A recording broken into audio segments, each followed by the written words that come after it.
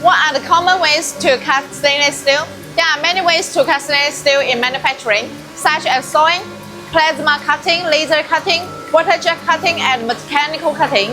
However, in industrial production and precision parts manufacturing, one of the most common and stable methods is usually CNC machining, especially when high precision and complex geometries are required. CNC cutting of stainless steel removes material through computer control tools to achieve the required dimensions, contours, and structural features. Common processes include CNC milling, CNC turning, drilling, and slotting.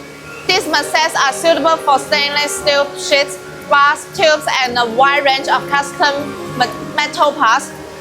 In practical machining work, common stainless steel grades such as 201, 304, 316 and 430 can all be cut and machined by CNC. By selecting the right tools, adjusting cutting parameters, and controlling heat buildup, manufacturers can reduce boosts, improve dimensional accuracy, and achieve better surface quality. For simple cutting tasks, traditional cutting methods may be enough.